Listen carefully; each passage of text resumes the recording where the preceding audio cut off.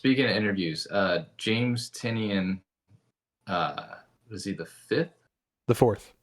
No, the fourth. James Tinian the fourth had an interview on last podcast on the left that was really good. I listened to that. He talks about the Universal stuff he's working on, and so that was exciting. He's the busiest man in comics right now. All right, I've got the stream going.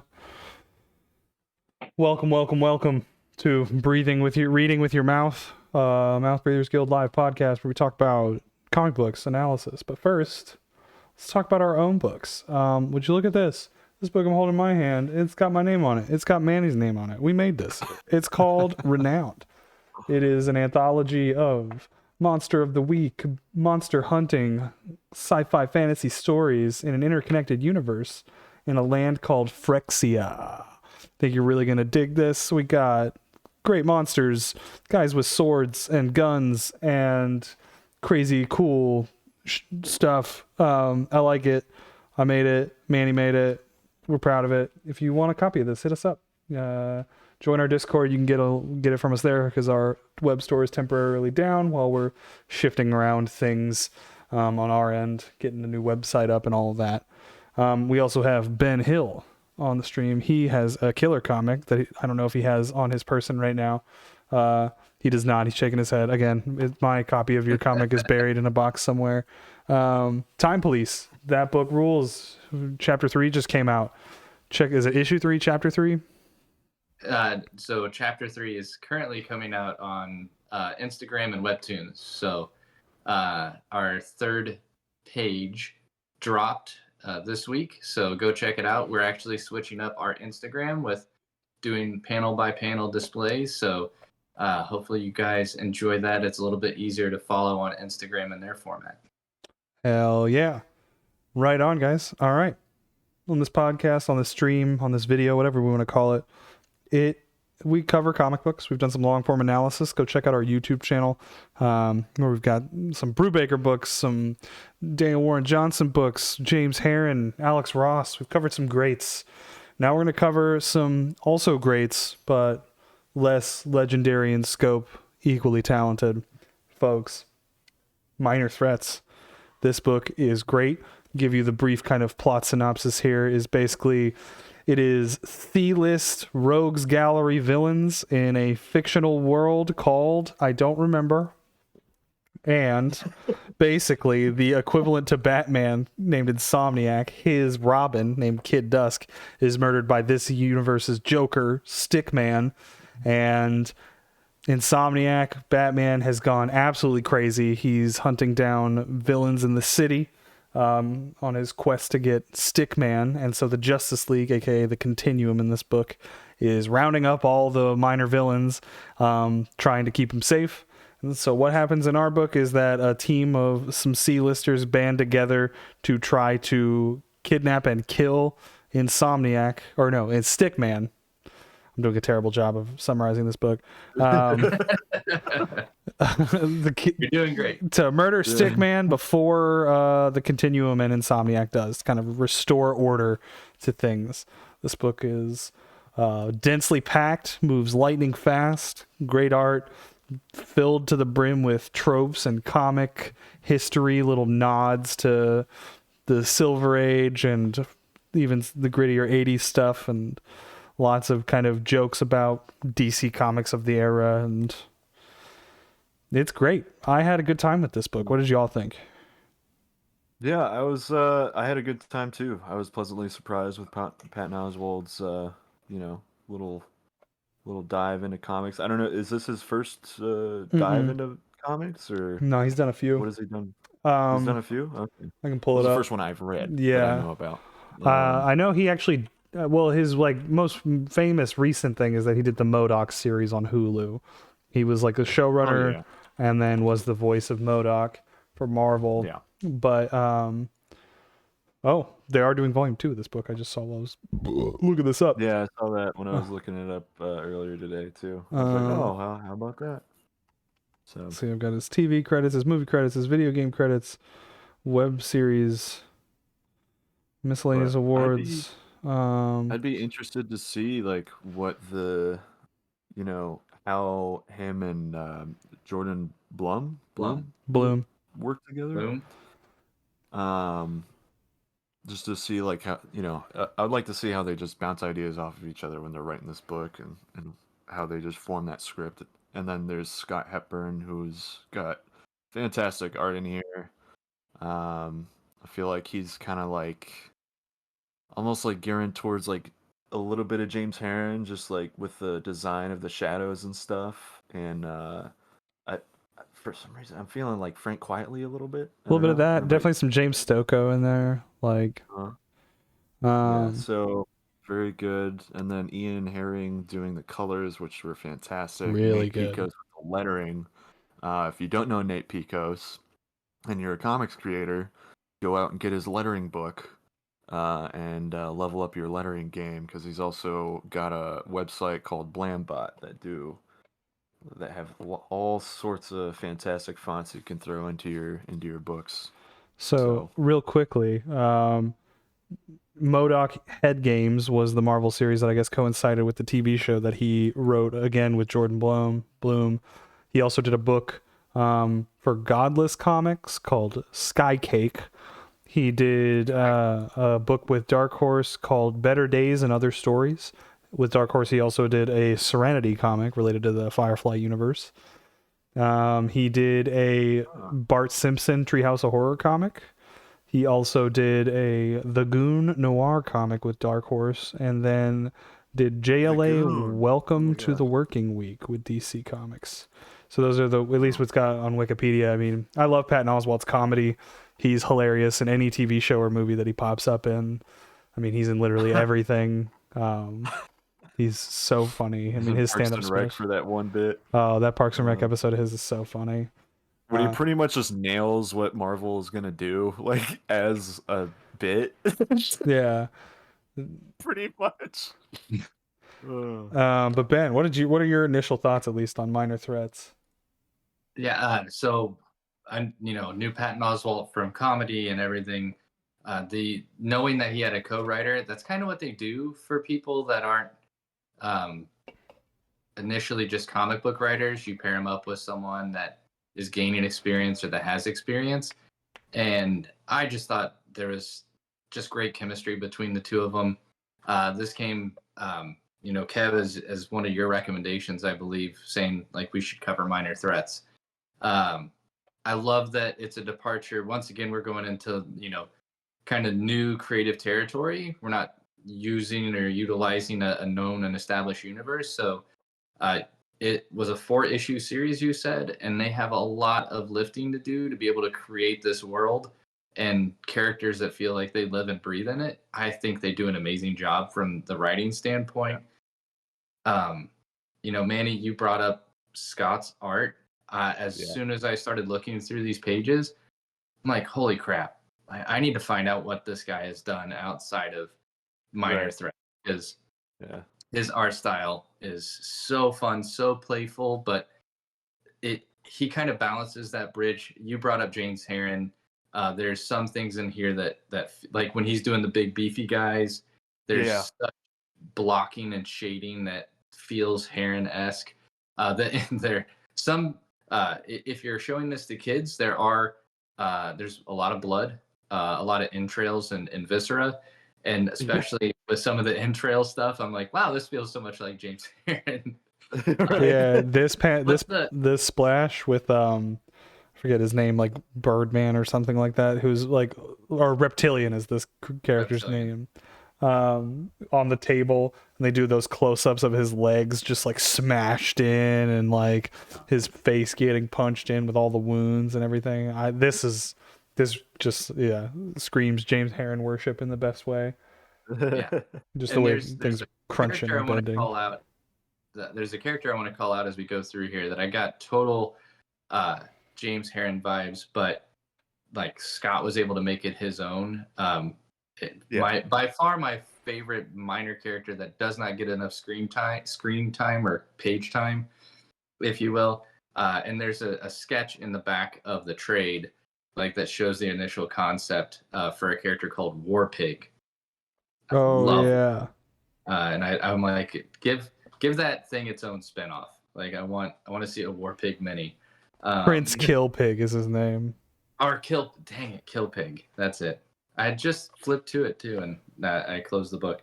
But you brought up Ian Herring's colors. I mean, once again, setting a world apart by being able to use just the diversity of color. And there's one part of the book where they go into this weird like time bubble. Yeah, the time warp, dude. That shit is so good. God. Good. And then, I mean, Manny, you've been singing the praises of Nate Pico. So from a creative team, this is amazing. It's a fantastic team. Yep, if you like this book, if you know this book, I want to encourage everybody. Kev and Manny and I went to a comic shop this weekend. We actually bought the first 2 issues of the alternates.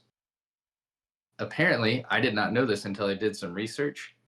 Apparently, this is additional like spin-offs of Minor Threats. So the alternates lives in the Minor Threats universe. So if you guys haven't read it, no, I actually put my issues back on the shelf because I was buying like $100 worth of comics. Yeah, but I'll get them in my pull box. There you go. But yeah, a lot of the creative team comes back for the alternates as well. So if you're excited about that, I think the artists change, but same writers, same colorists, same letters. So, but yeah, I think we should get into it. Talk about some of the characters and your guys' thoughts on the story. One of my favorite things, I listened to a few interviews with Patton and Jordan, and which reminds me, that kind of tacks on to what you were saying earlier, Ben. Their workflow was very much like Patton had all of the ideas and like the structure, and I'm sure he wrote a lot of the dialogue, and then it was kind of Jordan's job to like fit it into into these 4 issues. Because, as we talk about week over week, is like page economy is so important, and like that's something you can only learn by writing lots and lots of comics, and like I'm not even there yet, but the more and more I write and read comics, the more I'm slowly gaining an understanding of how this is all supposed to go, what feels right rhythmically. But there was a quote that I heard that I really loved, and their kind of perception of like framing their worldview in this book was essentially, what happens to your character of the month, just weirdo C-list villains like Stilt Man, right? Just like these guys that they created gimmick first and character later. What happens to those guys when all of a sudden in the 80s Frank Miller starts writing comics? They're just like, oh my god, did Joker just shoot that guy? Like, holy shit. Like what happens in the world when when the actual landscape changes? You have Alan Moore and Frank Miller writing things. Like, there's no room for those weirdo Silver Age guys, and so that's very much like the worldview of the Minor Threats, of these C-listers in the bar with no name, which I forget what the actual name of the bar is in this book. I don't even know if they gave it a name. Yeah, and I think they talk about it because we've got the main character that we follow, losing everybody's name, and I'm trying to find it on the page. Playtime. Playtime was her supervillain name. She was the daughter of a supervillain named Toy Queen. Although Playtime does have powers, which I think is cool. The mom didn't have powers. They don't go into too much detail about how, or was her dad a supervillain or anything like that. But I love Playtime. The one thing that I wanted to ask Manny, once again, we go into an entirely original universe, and there's so many characters that have to be created to fit in this. And you don't just get it from the villain perspective, you get it from the hero perspective as well. What are your thoughts? I think they're all unique. They all have personality. To me, it just felt like Scott got to have fun and build a world, and I think he did an amazing job. But thoughts on that? Yeah, it was fun. It was good to see, like, he's definitely having fun in those bar scenes and just like filling up the tables and stuff, and like introducing these characters. I love this this prison scene where she's just this one panel, all the characters. But what was I saying? He's filling up the bar. Yeah, it's good. No, sorry to cut you off. Right. No, but Ben, I think I know what you were getting at. There's like in the backgrounds of scenes, like there's like giant plants like overgrowing on buildings, like in a poison ivy sort of analog situation, and like alien guts and viscera, and like there's like a whole dead kaiju carcass that just is a neighborhood, like that they just like built on top of, basically. Just like kind of like really creatively thinking about like what happens in a city where superheroes and villains have just like devastated it over and over again, but you don't really have like that reset going on. You don't have like Marvel's damage control or whatever, like correcting everything in the background and resetting things back to zero. It's like, nope, sometimes a kaiju just dies and no one cleans it up. It's kind of like The Boys, but if there were also kaiju in The Boys, you know, like you have this like kind of corrupt world going on where the heroes are heroes, but you know, only when they need to be, I guess, or only when they feel like it. And then they just leave a giant freaking kaiju carcass in the middle of the city, and that's just like the shitty town, basically. Thought that was interesting. That was kind of funny too. I just, to your point, Kev, there's so many characters that pop in and out, and I want to know more about their story. And I just keep thinking, oh, I can't wait. But, you know, anything from Scalpel, who is the doctor, the superpowered doctor to the super villains, right? It's all hush hush under the table. And oh my gosh, but when they start showing her powers, and I think it's 2, maybe 3 scenes that show, and it's fantastic because it's almost this X-ray of the person, and then the what she's seeing is actually illustrated in letters in the inside of the body. So their organs or muscles that was one of my shape favorites. Oh, Yeah. dude, it's so good. But then Pigeon Pete, the guy that he doesn't talk to pigeons, but he can understand He listens. them. This is what he said. He listens. So freaking ridiculous. Brain Tease, who's kind of our mastermind or whatever you want to call him. He can sort things out. Like those are the ones that we know about. Gosh, what's the big snake guy who's? I think it's Snake Eater. Is that what it's called? Or Yeah, I think so. And you find out it's actually his partner, like his life partner, that he brings into and throws on one of the tables, and unfortunately he dies. Like I don't think he makes it. Reptilian does not make it. But oh my gosh, just they casually show in the bar a guy named Night Pirate who is smoking, has this jacket full of medals, and wears like this what would you like, a mountaineer or A mountie. Maybe it's a drill sergeant, like the state trooper hat. State trooper hat with the onk on it. And I'm like, I want to know about that, dude. There's so much in this.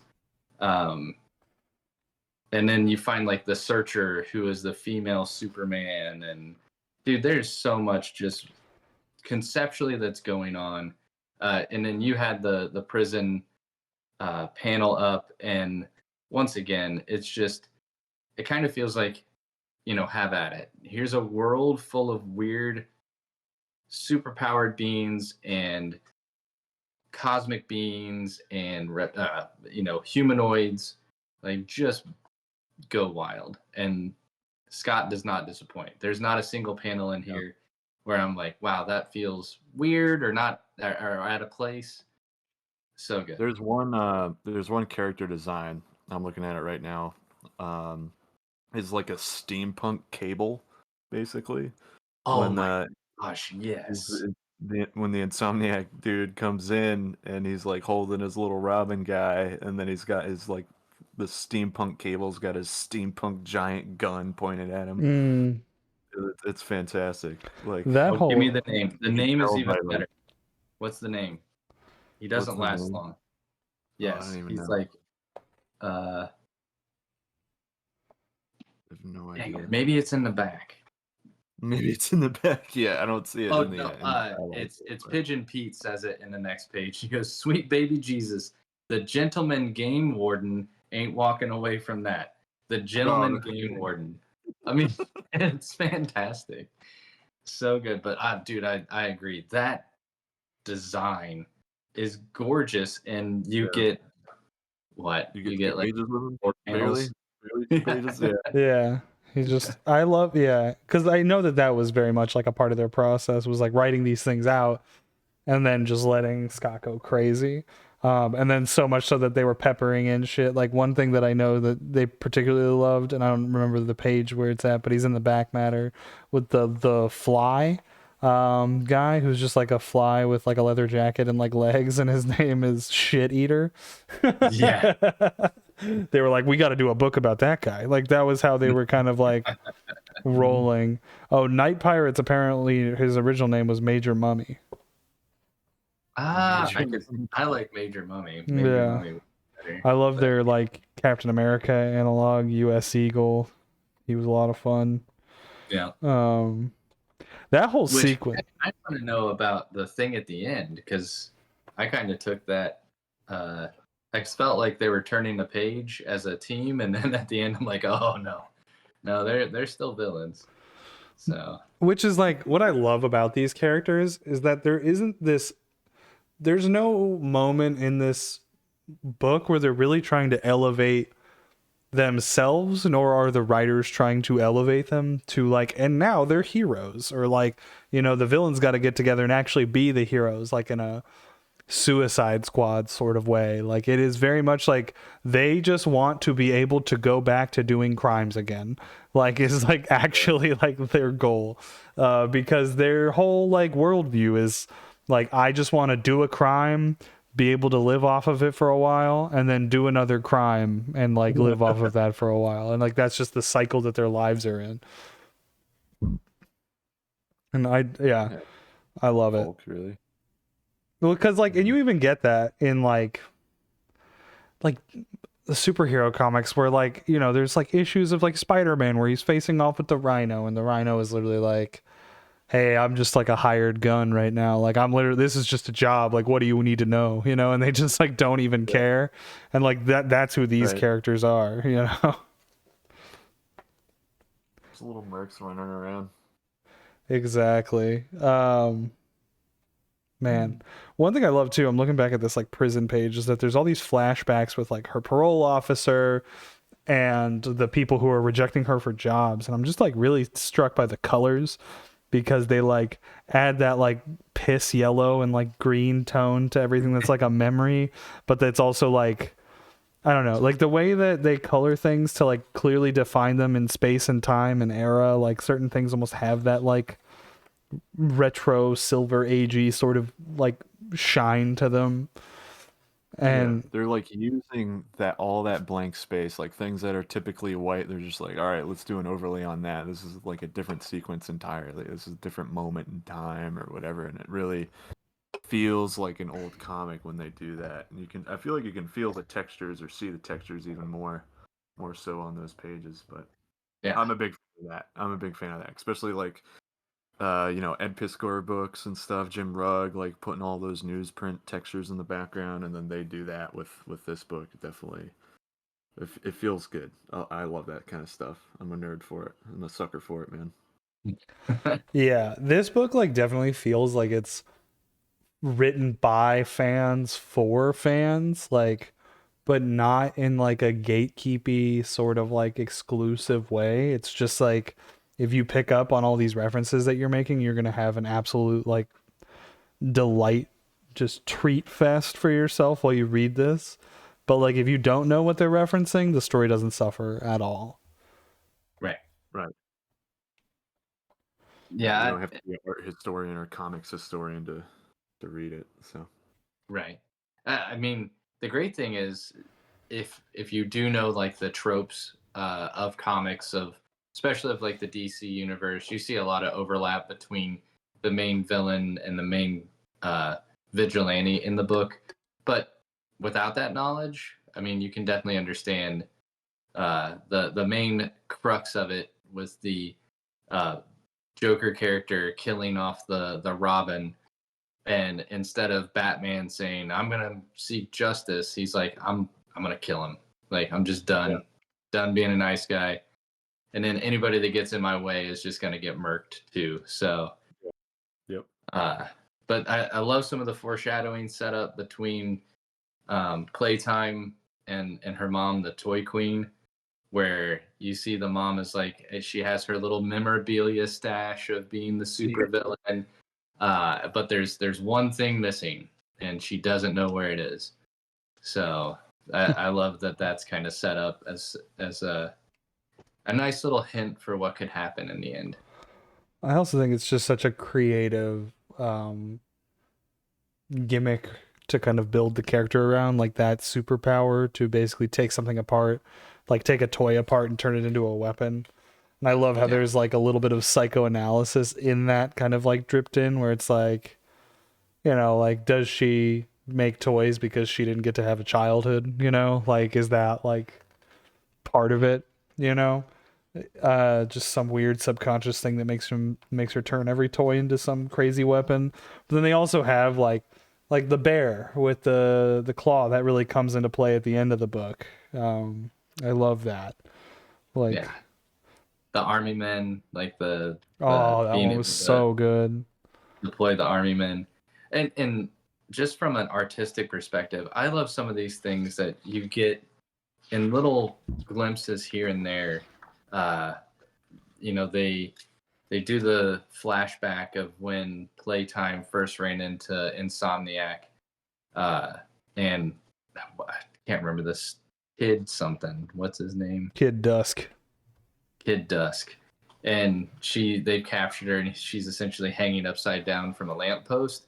And so the entire exchange is the panels all inverted. So it's like you're looking at it from her perspective until you see the last panel, and it's her hanging upside down. I mean, I hope he had a blast drawing this, because there's so many things that he got to play with from an artistic perspective that I think, you know, most people are just, I want to do this giant 2-page splash panel with stuff blowing up everywhere. And it's like, no, there's just some really cool visual storytelling that you can do. You know, every one of the D-list supervillains that we follow kind of get their page or two where they get to show off their powers. And the first one that we get to see is Brain Tease, where he's kind of I love putting that himself sequence. in that space of creating a prison cell and kind of going through what the Stick Man, aka the Joker, how he would be formulating this plan to drive Insomniac crazy. I mean, it's beyond like just like a little moment to shine. Like every single one of these characters in the main troop gets their own issue, basically. Which I think, I don't know if I'm the only one, but it almost felt like too ambitious at times. Like maintaining the voice in the head with the like dialogue on screen became like a lot to like sift through, and it really like forced me to slow down while I was reading it. This is kind of what I was mentioning before we started recording, Ben, where it was like the pacing in this book is absolutely bananas, and I don't think it like really suffers, but I think that this book could have been just as successful if you gave it 6 issues instead of the 4 that like densely packed ones. And they're beefy issues too, but like I just think that like with that goal in mind of like every issue's from a different perspective, and we're getting all these interweaving stories between these characters and how they all come to fruition in this one like big job, like it's a lot. But I just keep coming back to this one. It's this whole issue, I loved issue 2 probably the most, because of like their kind of equivalent to the Iceberg Lounge and like all of the deduction that Brain Tease is doing to get them there and why they should be there. And you get all these great characters inside this, you know, the ritzy club, the trophy room nightclub, which is basically, you know, Iceberg Lounge in this Yeah. universe. That was the scene I was talking about with all those like different characters in the background, and that like giant kaiju head, right? That's the scene you're talking about. Yeah. It's just like a giant King Kong skull. Yeah, you see so many different characters in that one. That's where you see like the steampunk cable guy, like with the giant ass cable shoulder pads and stuff. Yeah, you've got like Robot from Invincible wearing like a suit and a hat. And then like this Yeah. Korg looking guy, just big rock man playing the bouncer. And then Like- It's just like, what have I not drawn? Let me do that in this. well, and their way in is what's his name, Snake Eater. I forget what this guy's name is. Snake Stalker. Against Kill Pig. I mean, he's Kill Pig Yeah. ripping this guy in half is awesome. But then the page, the splash on the other side, that's him suplexing Kill Pig. Is I was like Reptiler. There we go. yeah, dude. I mean, yeah, that red color wash just makes that panel stick out so much. And it's like the pacing and timing of it kind of like paralleling with the rest of the story is so good. Yeah. Oh my god. Well, and we get so much from again, I think a lot of the books we really focus on story and color and pencils. There's so many different ways to show type in this as well, which Manny goes to all your praise for Nate for everything he does from a typography perspective. There's so much uniqueness that comes in through this, and you get it in the onomatopoeia and the letter work. You get it in the text and the type. Like there's just so much that keeps you engaged, and gosh, it's awesome. Even when they're the characters, like we were talking about a second ago, where every issue is a different character, but he's also like using the different colors and stuff for that character's voice. And then towards the end, when you have a few characters talking at the same time, he puts a little their little icon in that little thought bubble or whatever, that little narration bubble, which I think is a nice little touch to know exactly, like, if you forgot, like, this is who's talking right now. We got like whoever's icon in that bubble, so you know, which I think is a really smart move to do. But yeah, just like the lettering, it feels like it fits the whole book. It fits the style of the book too, which is very hard to do. Lettering is definitely like an invisible art form in itself, and I know it's Sean Phillips and Jacob Phillips letter their books as well. And I know Daniel Warren Johnson, he doesn't do all the lettering, but he does like the sound effects or whatever. I mean, he gets Russ Wooten, who's one of the other best letterers in the game. Yeah, he gets Russ Wooten doing that stuff, which is fantastic. But this is great lettering. This is great typography. So if someone can't read your book, they're not going to read your book. So definitely take notes on Nate and everyone else. Oh, but man, yeah, so we get to see Kill Pig, which there's no confirmed death for Kill Pig, so I'm still gonna hold out hope for the alternates, which I'm sure is already mostly done. Hopefully we get a Kill Pig cameo in there. But dude, showing Kid Dusk as the bait that draws in the Insomniac, and he just starts tearing everybody down. Like, it does show you, if Batman were to just become unhinged, like, there's very little that Gotham villains could do to stop him. Right. So, yeah, and I love that that's like what when it's revealed the Continuum is doing, is that they're not just like rounding up all the villains for questioning and like arresting them, but they're actually rounding them up to keep them away from Insomniac because he's just gonna kill everyone, like, is the conclusion. And Stickman is just like reveling in the chaos. I'm pretty sure. Are those little, so Insomniac has number one, he's got that like awesome scythe that looks like a question mark, or the eye from Minor Threats or whatever. So I guess there's the callback for Insomniac. It kind of looks like an eye.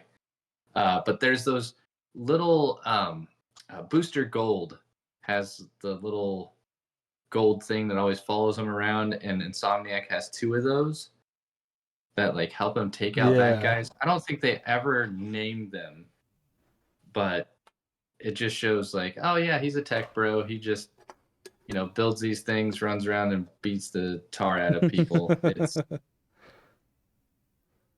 It was pretty cool. But yeah, despite all the crew's best efforts to try to find Stickman, they run into some trouble here, and unfortunately, Playtime takes a stray bullet, which gets us to like my just another amazing. So you get more backstory for Scalpel. Yep. We get to see some power sets from Playtime as she's falling, but we eventually get to where Scalpel has to show off her power set. It is so cool and just artistically inventive for how to address this. I did enjoy the when was it Playtime's falling, and we're looking at all of, like the tech that she's got on her toolkit or tool belt or whatever, and then it's like rusted spring, like this is broken, can't use that. Like, let me just use my little marshmallow pillows, I guess. Which were cool. My favorite is the leaping spring boots. She's like, no, I'm not wearing them. So it's like, I'm wearing them. I have this tech. Yeah, lines tangled for their little paratrooper Pete parachutes. Yeah, Marshmallow Mania Party Cannon is a great name for a weapon. Yeah. And all the names are just so goofy. I was just like, this is exactly what Kevin would do. That's high praise. I appreciate that. Very good. I just want to take a step back really quick because I was flipping through this page, but how fucking awesome are the maps ahead of every issue? Oh, right. Yeah. The map, they like update as he's going. And I didn't like pick this up until later that it's actually Pigeon Pete's maps. Right. Yeah. I didn't know that until the end. Yeah. And just like all of the, where is Stickman? And just I'm a big sucker for maps. And just the kaiju head is called the Stomp. Like, love it. Which just like you get these things and it's just one page. It's just a simple like thing to add on to these kind of intro pages, but man, it's like it gives you so much like to look forward to, because it's like, look at all this fleshed out world building they've done. I hope they don't stop. Right. Like I could live in this world. No, I don't want to me personally live in this world, but my brain could live in this world's stories. Don't go there. I would not survive very well here. Same. Yeah. But yeah, man, the Scalpel issue is great, and I mean, I just keep flipping back to the full page spread of all the lettered veins and arteries and systems in her. That is just so cool, and the bullet hole with the big light coming out of it. Yeah, it's like, all right, we're focusing on the bullet hole, but I see everything else. I see all the other problems, all the other issues. Like, such a cool little page, and everything being lettered like we talked about before. So cool. I love the big gut on Snake Stalker. It's that big Palumbo and gut. Yeah, and you loop back in the mom. And these flashbacks are actually probably my favorite, where the coloring gets really flattened and goes full Silver Age. Like this panel of her worried in the corner is absolutely incredible. And then like this Catwoman analog, Alley Cat, stabbing Alley Cat in the jugular with a meat thermometer. Yeah. But where some people see carnage and violence, I see opportunity. Great line. Tell everyone, I can fix you up when you're near death. Boom. Oh my god. I think the next page is probably like, I love the coloring on the background on the next page. It's like, I know it's just like all carpets and stuff, but man, it's just, you don't need to make every single carpet a different color. You know what I mean? You can just be very subtle about it, and it just like pops. And then you got a little statue in the background and everything. Super cool. Really enjoyed that. And the little dude with his little mustache and giant glasses. That's fantastic and hilarious. Thread King. Yeah, I love in that panel too with the rugs of the little bear who's like carefully watching, like, you know, the guy under the desk. What the fuck? He's being trapped under there by the bear, right? Yeah. And Yeah. I love And the whenever little they have toy these, car and stuff. yeah. You know, the Toy car has rocket pointed at missile on him. it. The what I love too is typically if you see a big action sequence and Pigeon Pete is there, I always like looking around the page for a pigeon because ultimately, like Scott has added one, right? That's like his power, so it has to be represented on the page. So there's always like random pigeons thrown in the page too. It's amazing. Such a good, yeah, such a good kid. Oh my God, I just noticed this graffiti says Dolly Parton. I didn't see that. Like Patton Oswalt. Oh, well done. I also just love to talk about Scalpel some more and how badass she is. Just the like the way that, like, you know, this book skewers and kind of satirizes that like gritty turn in comics while also being deeply inspired by gritty pulpy crime comics. Like the archetype of the crime doctor is always so great, like a genius who could make a lot of money, you know, doing ethical things, but instead decides to be a mob doctor or whatever it is. Like, Yeah. what a fun character, what a just out there thing. And she, Yeah, my dad was a little bitch, so I did it. I did this instead. Yeah, basically, like I could figure out how to make money off this. There's got to be a way to make money off of this. Yeah, yeah. It shows that she's willing to put away all emotion too, because the guy that ends up killing her dad comes back when he's all banged up, and she actually like treats him as well. So I mean, she really is like, nope, doesn't matter. It's all for the money. Like I'll guard my emotions and do the job because it'll pay. So Yeah. And then, but dude, we're getting so close to another one of my favorite parts was just the time bubble, which is so cool. We could have so much fun in this time bubble thing. yeah, that's like, as I was reading the time bubble sequence, like had me like actually saying out loud, like, oh my God, what the hell? This is rad. Like, as I'm reading it alone in a room by myself. Like, just loved it. There's a lot of like really cool. I love the shape length, like the silhouettes of the characters and stuff in that like warp. Like there's a zombie looking characters and stuff on one page. Oh yeah. And just like you can tell what they are from far away. You know what I mean? Like you can tell just from the silhouette like what those characters are. I'm gonna try and find it. Yeah. They're like just dripping and everything. Yeah, it's the whole team just like going through these different dimensions. Oh my God, when the sketched out like page that they're running on top of was such a cool detail. I was looking at that. Pages, the stack of comic pages with gosh, I always, again, the character name, the Searcher, right? The Searcher. Yeah, you see the group of villains running across the pages, and the Searcher is like in each one of the panels, just trying to get closer and closer. It's so cool. Yeah. And also, like, job well done. Like the idea that in the time warp you'll like confront your own mortality, because like there's like the sequence where she sees her own grave. And her mom is like mourning her, and there's like a skeleton, like one of them is a skeleton in the background. And I mean, again, we talk about page economy. That's just done in a 2-page spread. Basically, they enter they enter into the zone, and then you just get that full sequence. You know, the Searcher as a giant like mech. And then there's like kaijus and dinosaurs and Dude, I was looking at that mech too, and it's just like so it would work as a toy, you know, all the joints and stuff and the articulation and everything. I was like, I would definitely buy that. I mean, who's to know? Did you get like Superman Red Sun vibes from that panel? Because everything's colored, and the flags that are sticking out of the mech almost look like SS flags, and like the torn up American flag in this post-apocalyptic scene with all these bodies. I was like, oh my gosh, I'd love to know if that was just a tribute to like, I love Red Sun.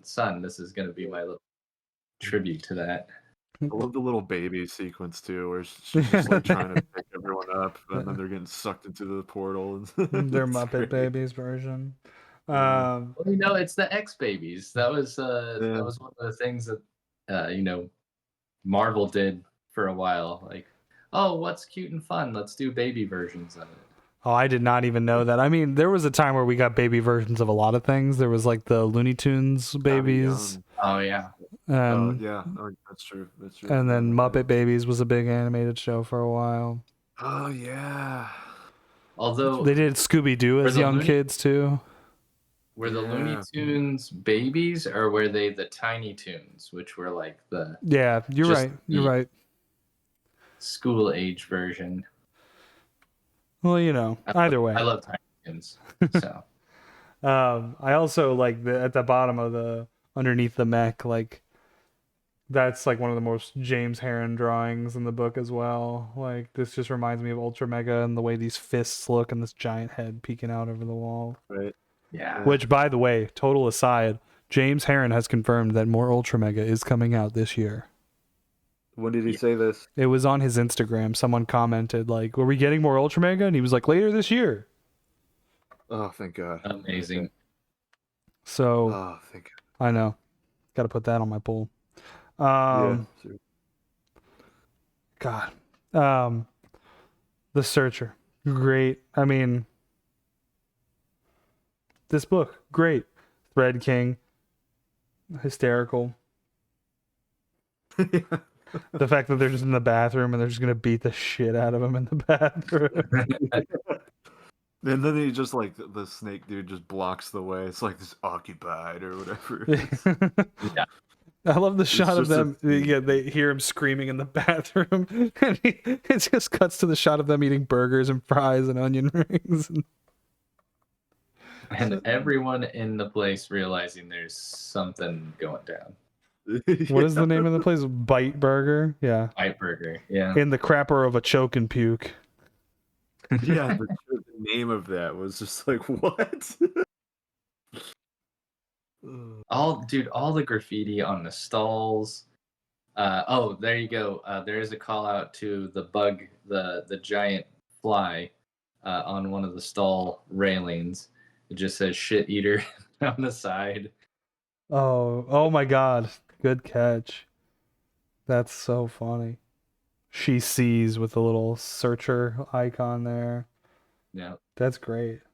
And then King BLUM on the right hand side, a little Jordan BLUM reference. Yep. I mean, like, one thing that Manny and I like talked about a lot when building out Renowned and stuff, and like how to tell these stories, and like how to, because we did all the work to do the world building on the back end, like doing character designs and drawing a map, and I'm writing all these vast entries of lore to kind of give us this like Wikipedia to like work from. But Right. like, how do you tell a story and show enough of the world to make it interesting without over explaining every aspect of it? It's like one of the hardest parts, I think, of like telling a fantasy story or just like a story that takes place in its own unique world. And like, I think that this is a great kind of example case study. I mean, granted, they're using a lot of the assumptions you may already have about superheroes to fully, embrace what's going on and get a full understanding. But I mean, I think that that's a valid take in all fantasy world building. Like, most high fantasy is going to assume that you've read like Lord of the Rings or are familiar and know what elves and dwarves and magic is, right? Like, or you understand D&D and like, that kind of stuff. Like, we use these archetypes to kind of work off of. It's just this one happens to work very well because it's just like such a ripe for the picking source material. I mean, how often do we get new superhero IPs in their own fantasy worlds? Like, it's like basically this, Radiant Black, and Invincible, and that come to mind. I mean, I think there are a lot out there where they just don't get the push, right? They True. don't get the company that's willing to jump behind a property like this and really showcase it. Yeah.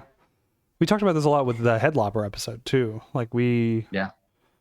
just like, how do you deliver just enough of that information for it to be readable, engaging, probe a lot of questions in the minds of readers, but also give them enough to go, I know what already happened here, without it Right. making feel fully solved.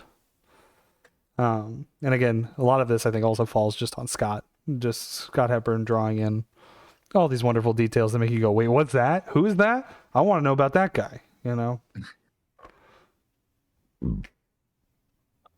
Dude, we are so close. We finally run into Stickman here. Which it honestly took me a while to like understand that he was supposed to be a Joker analog, like at first. Like aside from like the Right. death in the family kind of like tie-in, I was like Stickman. Like my dumb brain was like, is that supposed to be like Stiltman or like what? Like I didn't get it until we started to see glimpses of him throughout the book, and then once we had this whole like monologue about chaos and the world order changing and all of that, and like the eras shifting, I was like, oh, okay, this is like a Joker speech. I got it. Yeah.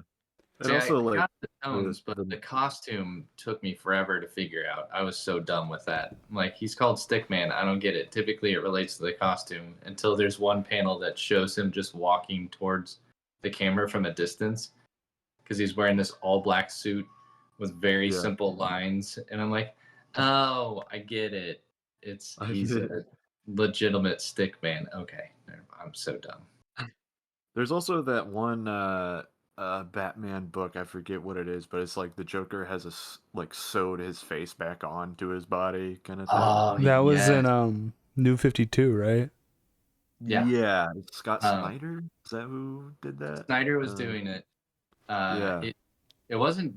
It was Death of the Family, not Death in the Family, but Death of the Family, I believe, where Uh, he's essentially haunting all the Batman family. And yeah, he cut his face off to like leave it behind to make everybody think he was dead, and then like the face goes missing, and he's like puts kind it of back on. stapled it back on, Yeah. which such a like when you talk about twisted insane jokers, so good. And Greg Right. Capullo doing the artwork at the time. I mean, That's former right. Spawn guy. Yeah. So Yeah. What was I don't know. It was in Detective Comics in the New 52. There was that villain that was like, what was his name? It wasn't Puppet Master. It might have been, but basically like he was killing people and chopping them up and then like turning all of their pieces into new bodies. Like, and like these like people had like their faces stitched together looking all crazy. It might be called Puppet was it Master. I was think it it was a Puppet Master, but Dr. Pig No, or Dr. Pig is similar, but not no. who I'm thinking about. It's I'll have to look it up.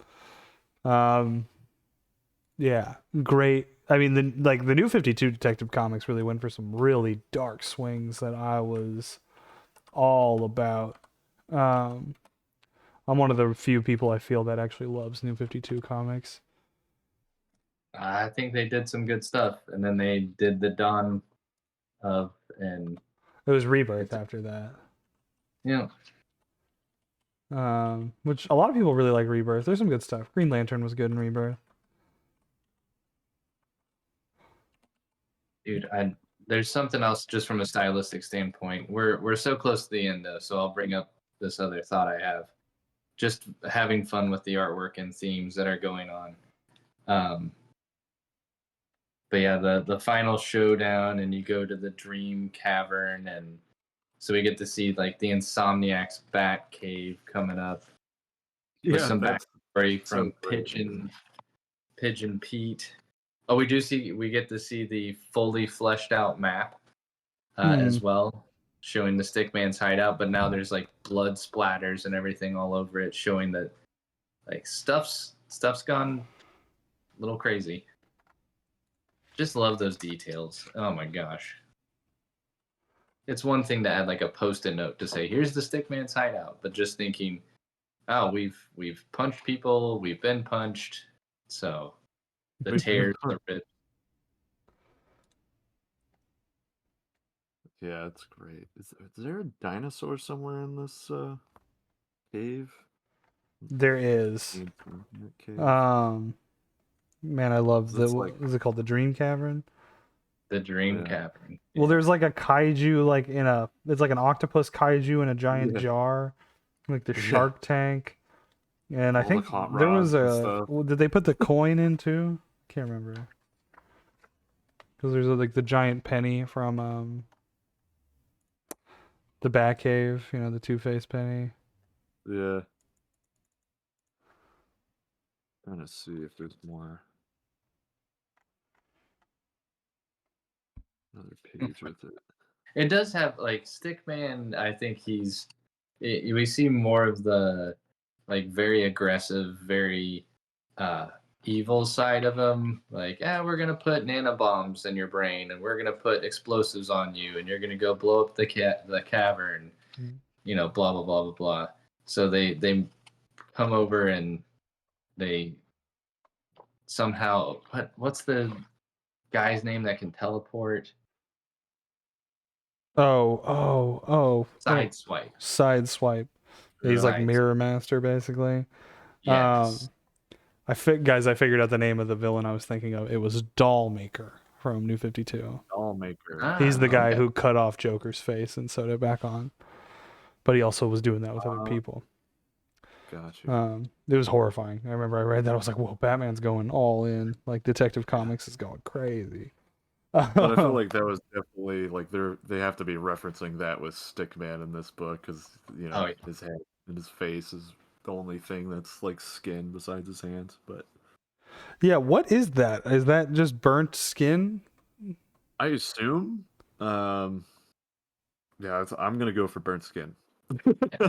I assume so too, but it sticks with the motif, right? He's got the white face, which matches the white line, like on his costume.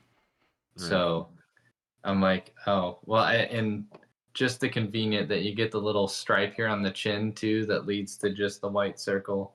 Oh, good So catch. they don't cover it. Again, once again, it's Scott, in my opinion, just thinking, well, we're not going to just do a black hood or something. Like, so let's give them something that gets people guessing. So I think it really worked. I took it the same, like either some kind of flesh bacteria or just burned in some kind of fire. I couldn't tell if it was like a rock thing. I was like, is he like covered in rocks? Is he like the thing? Right. What's going on? What's this all Well, about? You would think that. You would think that until the end of the book, and then you find out that the skull's just a skull. It's true. Man, how good is when Pigeon Pete is talking about like his backstory and just like the betrayal. This panel here with the guy with the Fabergé egg just crammed into his brain matter is so awesome. And the sign says free to a good owner. Oh my god. Which makes me wonder, like, was that Stickman that did that, and so it just kind of turned Pete off. Like, that was the part I wasn't kind of putting two and two together. I felt like there was something missing there. What was the quote about the villains in this where it's just like they're like, it might have been in the beginning of the book, but essentially like this wasn't about crime or this wasn't about like, it was just hurting people, right? Yeah. These guys are part of the new crop. Pulling jobs is only half the fun. The other half is inflicting pain on others, which is like a great setup for what we see later on to kind of validate that mission statement of sorts. Yeah.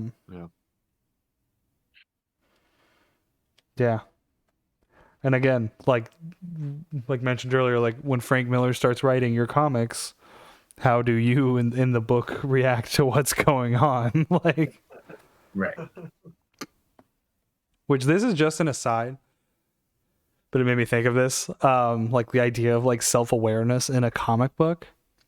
One of the plots that Alex Ross was trying to work into his ongoing Fantastic Four that he was pitching to Marvel was that Mr. Fantastic would become aware that there was a force dictating his life and his future, like, and like all the circumstances around him, like that, not necessarily that he'd be aware that he was in a comic book, but he'd be aware that someone was creating this like for him, because Right. after a century of like your family getting hurt over and over again and these world-ending events happening over and over again, like the smartest man in the universe eventually begins to put it together that maybe something is by design here, that this is happening over and over again, which I think is just one of the coolest ideas I've ever heard about a comic book, and I hope He's that the happens. smartest man in the world, right? So Yeah, Reed Richards. yeah, makes sense. But man, Yeah. and Ben, we were talking about this before the stream started, but we're kind of getting to that portion of the book where, you know, one of you has betrayed the others, and it's a whole, you know, sort of misdirect to make the Right. job feel like it's gone wrong. And this kind of didn't sit well with you. But and now that we're talking about it and talking it through, do you still hold that opinion? I mean, if it turned out to all be a fraud or a fake by the team, I think it would resonate more with kind of the themes that we've come across in the book. Like we were talking about the fact that Patton and Jordan, they kind of take all these tropes and turn them on their head, right? Yeah. You have villains that live by a code, and you know, most of the time villains are just there to hurt people, like they say in the book, but there are things you don't violate from a villain policy. And so that's what all these D-list villains are upholding, is this code. And you have a vigilante that finally, you know, it's the Batman archetype. Batman's never going to kill. Well, you know, something finally drove him to kill. And so they do a great job of turning all these things just on their head. And the thing that you find out again is there's a traitor in the midst. And I'm like, all right, cool. Let's see if they twist this as well. And then you find out, like, no, just I was down on my luck. The bad guy said he was going to take care of me. And of course, you know, it's a villain who is no longer one of the greats. He's lost, you know, everything. But I'm going to trust the worst villain, the Joker. It's like no one trusts the Joker. You always have a plan B, C, D to deal with the Joker because you know he's going to double cross you at some point. But yeah, that's the thing that didn't sit well with me. What did sit well with me is Sideswipe getting the coolest death, I think, in the entire book, just in my opinion. But yeah, that's the part that I struggled with here towards the end is, well, no, just everything's gonna go wrong, and you know, it'll be all right in the end. But I also think it serves like to be the most dramatic kind of conclusion, is that the guy, like, this book is about the ending of one era and the beginning of another. It's about like the old ways versus the new ways, and the one sympathetic character that we have that we were convinced was the safest was the one who was going to betray us all along, which, I mean, I'm not gonna lie, I didn't see coming. Like, I don't think that there was that much foreshadowing ahead of this issue specifically that would lead to that conclusion, especially because he's the one that's like, no, we can trust her, no, we can trust him, when they're having that like moment where they're all at each other's throats. But also he's the one where we don't get any backstory on until this issue. So yeah, that is also, like, you know, one of the great magic tricks, you know, like close-up magic is about making you focus on one thing while the magician's, you know, pulling your card out in another hand, right? That's exactly what he's doing at the beginning of this issue. He's waving this thing in your face so you're paying attention to it, but you're not paying attention in the way that you should be to catch this from coming, like, at you, which I think is very good writing. yeah. But again, if we knew we were going to get to this point, like, we don't have a lot of moments throughout the story where we're sowing the seeds of distrust.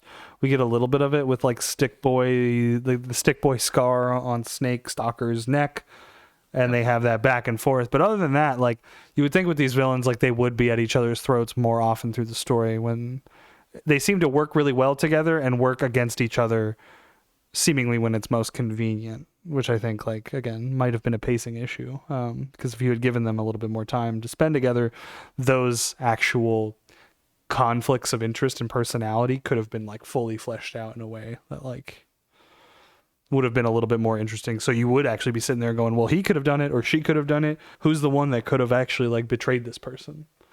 Right. Like, I wonder if it's like maybe a deadline issue, or maybe they were only able to get 4 issues available or something. You know what I mean? They were likely just approved for 4. They were just approved for 4. So that's why I think it could have been paced better. Maybe they planned it out for more, but they only got 4. So they're just like, all right, let's jam pack everything. Let's try and like cut out the fat as much as we can and make it work for 4 issues. You know, which is happens with comics basically a lot. Yeah. I mean, it's a safe bet by Dark Horse, Especially with name recognition, like someone like Patton Oswalt. They definitely hinged their bet. You know, Patton wasn't a established comic book writer, like you were saying at this point. So it's like, give him 4 issues, and if it sells really well, then hey, we'll look at another project idea. Yeah, and I hope that this did really well. Again, no one knows sales numbers about comics. That's like a whole other conversation. But like, Dark Horse, I mean, they like the 4 big issue format. Like that's what they did for Godzilla, the Andrew McLean book, with Jake doing the interiors. That's just 4 big issues. And I mean, it's like, odds are you can definitely convince people to buy into 4 issues of something. I mean, like most Black Label books are 4 issues. It's just a safe number. 3 now, just to tell. It's 3 issues. Tell the story, get out. So, I mean, also with like a lot of that stuff too, it's like people are buying it for the name. Like especially Godzilla, there's a whole shitload of people that are like, "Oh my god, Godzilla!" So they're gonna like buy every single Godzilla book there is, or every single Batman book there is. So yeah, I think this experiment with minor threats, I think that's you don't have all those characters, you don't have Batman and stuff in there, so it's not like someone can follow the characters at that point yet. Yeah. Maybe in a few years when they keep growing it. But yeah, and I think that like proving that you can do something really well in 4 issues will entice Dark Horse to be like, all right, well, let's do it again. Like do it again, and basically until it stops making money. So I have high hopes for the future. Best death in the book, Kev. Best death in the book. When you've got old Sideswipe here that doesn't know to close a portal, and well, get out of the portal before it closes, and Stickman just showing how much of a real, does not care a loss of life. Like walks over to Sideswipe's body, like picks it up. You got any mojo left? And again, it just goes to one of my favorites. just Scott's ability to do that. But oh yeah. Got any mojo left, Swipey? Alakazam! Nah, worth a shot. And then just tosses the half a body aside. So nonchalant, it's fantastic. And yeah, the nano soldiers disarming the bombs inside their bodies is just hysterical. But again, this is part of that pacing where it's like we get this turn and this twist, and then how'd that happen? And she's like, oh, neat little button on it, like clean the hands, like we did this all. This was all a secret plan. Ha ha ha, got you. Which like you can rationalize and like brain teases like fucking master plan that he's able to see the 5 chess moves ahead or whatever you're doing. But like overall, like I don't know, it's just the endings are hard in comics because we don't often get them, and so kind of wrapping everything up in a matter of like 6 pages is fast. Oh well, it's actually now that I'm kind of flipping through it, it doesn't feel as off. Maybe it's just that moment. But I think they do it. I think they wrap it up well. It doesn't feel, gosh, keep talking about page economy. There's so many times where Scott has to really just pile the detail in, but I feel like he crammed a bunch in at the beginning so the end of the issue can really breathe, showing the final confrontation with Stickman and Insomniac and just Pigeon Pete. Even though Pigeon Pete is a jerk, he does care about, playtime or Frankie. So he, tries to stick up for her, doesn't do a great job. Like he has, most of the, just once again, he can understand pigeons. He doesn't have much of a power set that's going to help him. Well, it's like he had a valuable power set, and then like phones came out. Everyone had a cell phone and the internet. Right. You didn't need carrier pigeons, but one day we'll need carrier pigeons again. That's my prediction for the future. Hopefully, I'm not alive for that, but you never know. Yeah, and again, but like going back into the speed at which things like Kid Dusk or Stickman's like, I'm coming back, I got my hammer, and then boom, the car. Like, it's just the convenience of it all is kind of crazy. It is Pigeon Pete. The car does fly, even though that's, I think, just, for some expressive. It's still just a car. But, yeah. Right. But you're asking if his body was rock, just from the way we've seen it, and discussing whether or not it's burns or if his skin is really just that thick, and we find out here it's just skin. So it's just squishy. It's squishy. Man, talk about a hammer just being a great weapon for a villain to have. Like the smashes you get off this hammer are so sick. Crack, hitting brain tease in the brain helmet, and then smashing people. Like this one got me. Snake Stalker with the claw of the hammer stuck in his eye. Oof. Oh. Brock, what up? Got back from book club. Now you're sitting in your other book club, comic book. That's right. Book club. Oh, what's up, Brock? Breathing with your mouth, or reading with your breathing mouth. One of these days, we're gonna get it down. Breeding with your mouth. Breeding. Words, but... Reading. You're breeding with breathing. Reading your breeding mouth. Oh, you went over World Tree. Nice. World Tree's been something people are telling me I should be on right now, but I have not read any World Tree. Is that Tynion? James Tynion the Fourth? I think so. That listening to James' podcast, that was one of the things that they brought up was World Tree. Nice. It is Tynion. Hell yeah. He's a machine. The busiest man in comics, man. He's got Something Is Killing the Children. Is he also doing Nice House on the Lake? Is that him too? Yes. Yeah, Nice House on the Lake and the Dracula book.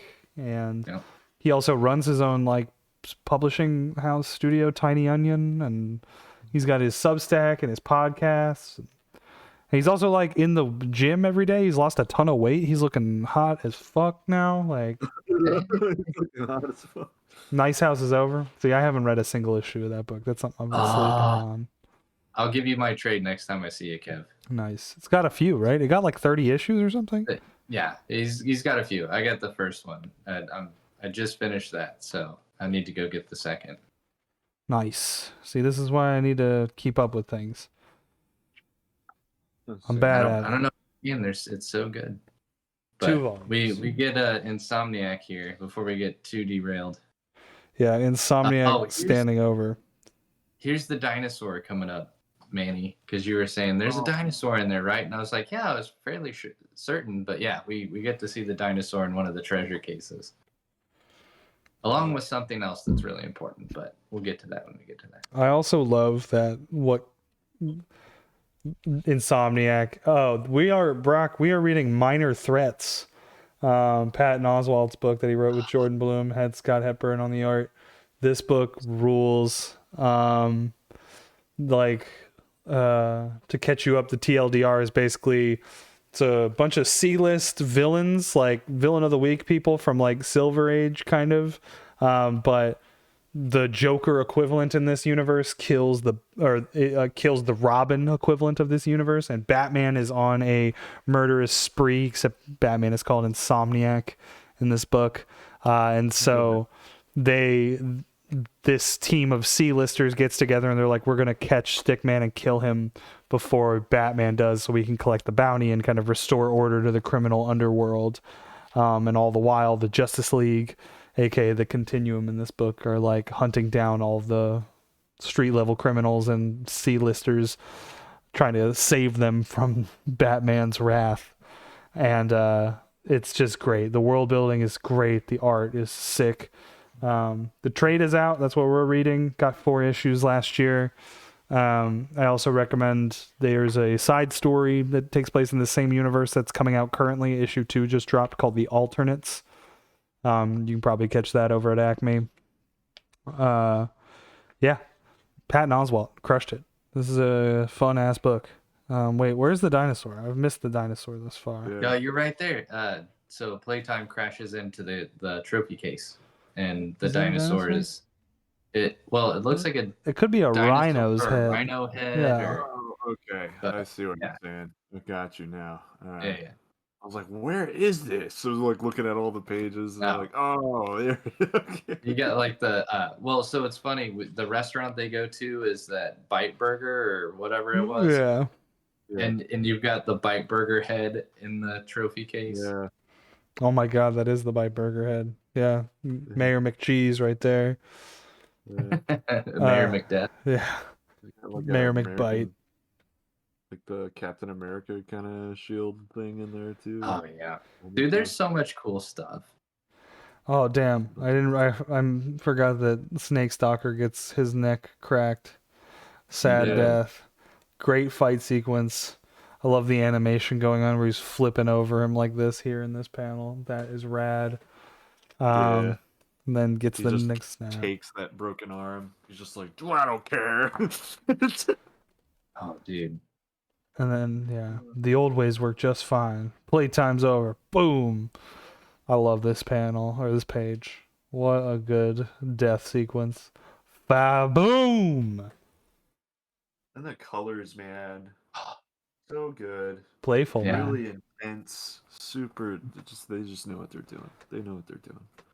Yeah, and I mean, making it the glove, the boxing glove gun is Yeah. just so fun. You get a little Joker kind of homage, but also it just reminds me of the Green Arrows, boxing glove arrows that are just so stupid and so amazing from the Silver Age. Always so massive. Yeah, like It's like they don't fit in there at all. But there Yeah. was a guy on YouTube who tried making those arrows and firing them. He was like an archer. And he tried to like make that work, and it just like couldn't fire out of a bow, which I think is so funny. Then we get only our in little, comic. yeah, only in comics.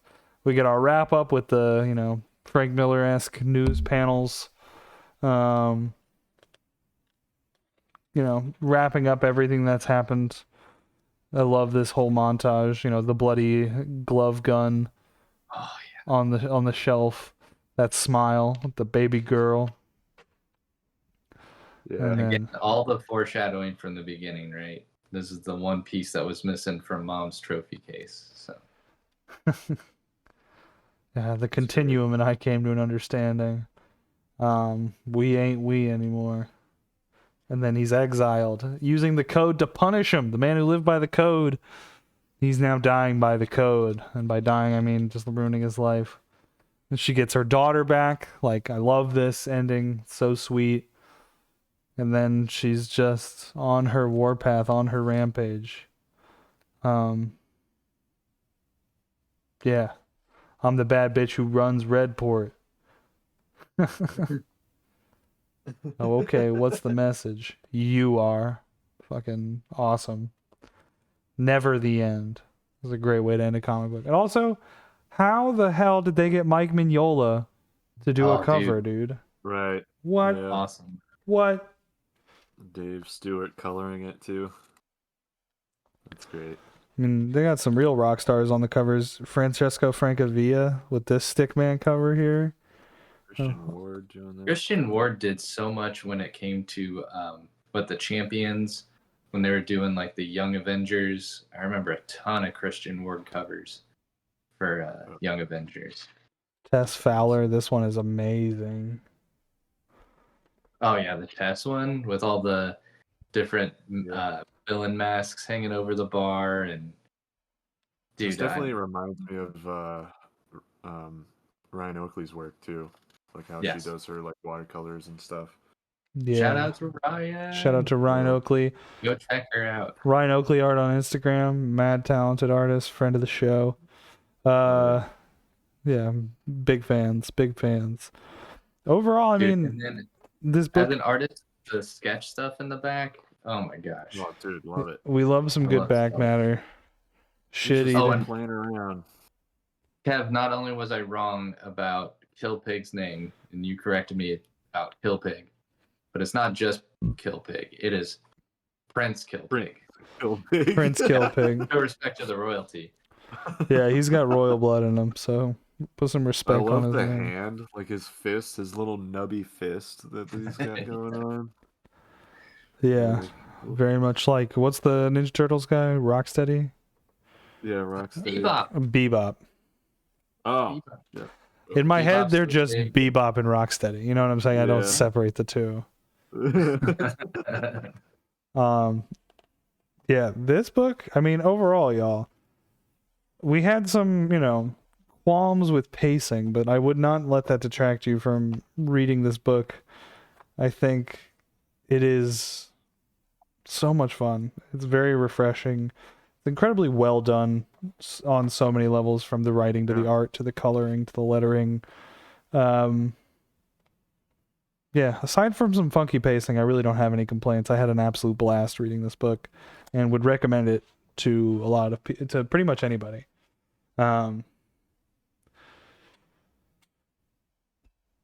One thing, Good dive in there too. It's definitely a book you can just like hand to somebody and be like, you don't need to read like 300 issues to know what's going on in here. This is it. Yeah. does it have a Man, 1 on it? It does. Yeah. So there you go.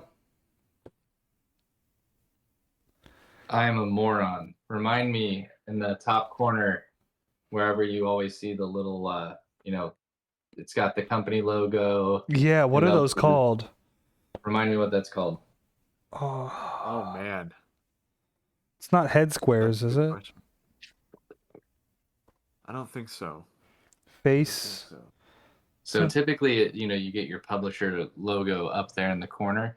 What I love about this book, so every it's a limited issue, run, but every issue has a different publisher block, and it's the same minor villains, the minor threats that are in there, but each one relates specifically to the story that's being told. So, you get the first one where they all look fine. The second one is when they're going to get, kind of beat up a little bit, so they're all bloodied.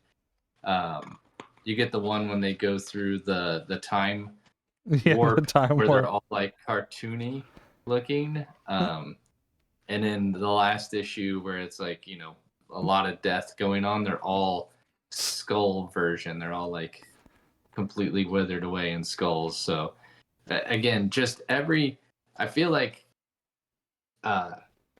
Scott took advantage of everything he could from his creative perspective to just say,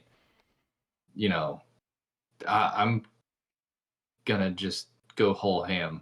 So I hope you had a blast doing it. I had a blast reading this. We were talking about this is an entire universe made up with its own characters, and a lot of people, like Invincible, is very popular now with the animated series and everything that's going on. But Invincible is tens, 50s of it. I can't remember where did they end? Well, they're at like what, 3 like compendium omnibus size books now? 4? Yeah. Like, it's crazy. Yeah, there's a lot of compendium stuff. I don't even know how many issues or whatever. I've never read it, so I don't know. But if you guys are looking for a world that's creative, fun, but instead of focusing on the heroes, you're focusing on the villains. Like, I'm so glad, Kev, that you said, hey, let's cover minor threats. This is super enjoyable. Like we were saying, it's one trade. Like you can go get the trade now. It was 4 singles, and now they're doing the alternates, which is on issue 2 right now. So if you're, up for jumping into a Patton Oswalt, Jordan BLUM book, go check out the alternates. I have the first 2 issues. I have not read them yet, but knowing that they are direct tie-in to Minor Threats, I'm like, oh my gosh, those are they move to the very top of the stack. Oh yeah. I also will seek out pretty much anything that Scott Hepburn has drawn now, because this is my first book exposure to him, and this was fantastic. I'm so impressed by his art. I also just like one kind of something I was thinking about as we were talking about this is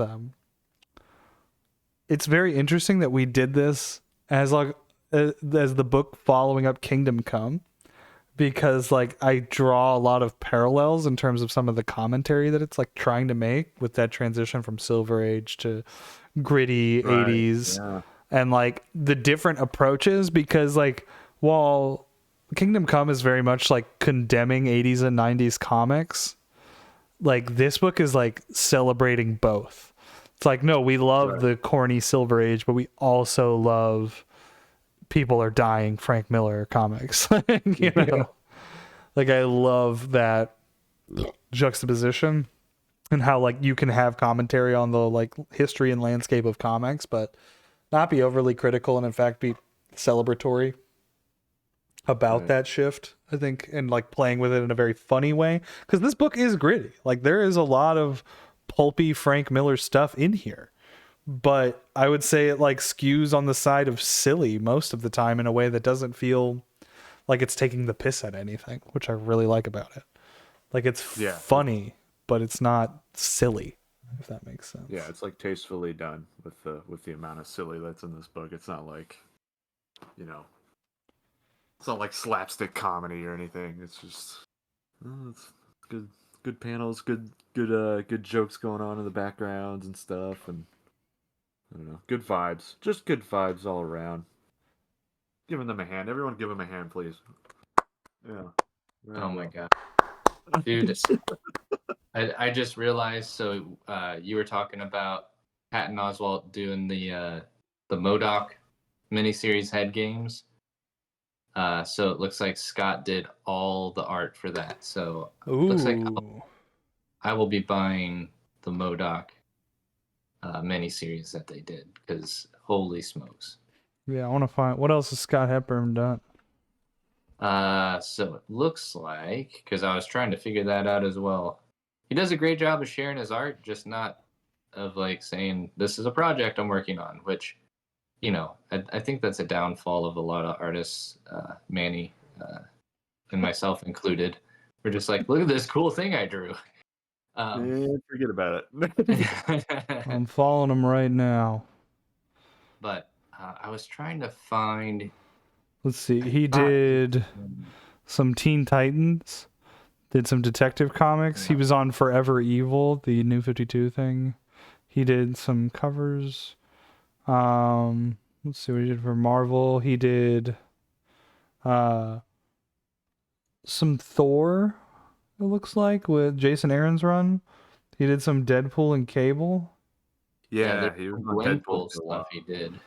Oh, he did some of the issues in Carnage, Black, White, and Blood. Ooh. Oh, he did Revenge of the Cosmic Ghost Rider. Heck yeah. I will definitely be throwing down on this stuff for sure. I got a original art of his. Like, I don't have original art of his. I have it pulled up on my computer, and I see like one Ghost Rider page with a whole bunch of like crazy monsters and stuff in the background, and it looks fantastic. Super cool. He's definitely. Ooh. I just saw a post on his Instagram. For supervillain Frankie Fallis, playtime has just begun. The next chapter of the Minor Threats crime saga returns in spring 2024. How about that? So there we go. So huge recommend. Thank you, Kev, for telling us to read this. I'm super excited to have this book in my collection because, gosh, there's so much to draw from on here, just from how to set scenes, how to stage things, how to take little concepts and turn them into something bigger. I have another reference now for how to do a German suplex. Oh my God. But, you know, between Daniel Warren Johnson and Scott Hepburn, I've got lots of German suplex references now. Such a good dynamic action to put in a comic panel. Man, his Instagram is sick. Holy. Yeah. Wow. Y'all, any closing thoughts we want to share about Minor Threats? To get it picked up. Yeah. Go pick it up there, yeah. Go pick it up and go read the alternates. Get ready for volume 2. I'm putting those issues in my pull list. I'm a guy with a pull list now. I'm just going to do that mostly because I'm too dumb to remember to go buy things at the comic book store. So if I just see things and just call the store and just be like, put this in my box, then I'll actually read the things I want to read and not have to pick up scattered issues and go, damn it, I missed issues 2 and 4. So I'm just going to wait for the trade. Yep. Y'all, as always, thanks for hanging out. We will always put this reminder in the video. Go to your goddamn local comic book store. Go talk to the people behind the counter. They got good recommendations. Go see what's on the racks. Go figure stuff out. Go explore. Go touch grass and see real people in real life. Hanging out on the internet with us is fun. We're always here for you because we love you, but you can easily find us at the comic book store and talk our ears off. You can find us at cons, talk our ears off. Read more comics, make more art, write more stories, do cool shit, because comics are for the people. And you're the people. If you're listening to this right now, you are in fact the people. So read comics, make comics, love comics, eat comics, breathe comics. Sleep comics. Breathe on them, touch them, make them, do them. It'll be great. All right, y'all. Yeah, do what Manny said. Do them. Do them. Do the comic. Yeah, do it. Do it. Do it. And go read Time Police. Yeah, go read Time Police. Go read Renown. Join our Discord. If you want to catch more of these videos, if this is your first time watching this, listening to this, go to the YouTube channel. Catch all the other ones. They're on there. Go to Manny's YouTube channel. Watch his drawing streams. Follow the Mouthbreathers Guild on Instagram. Mouthbreathers Guild LLC. Follow me, Kiwi Spicy, on Instagram at Kiwi Spicy. Follow Manny at The Manny Draws. Follow Ben at Ben_Hill_art. Got the thumbs up. Hell yeah. Let's go, y'all. Have a great evening. I'm tired. Later, y'all. Later, bro.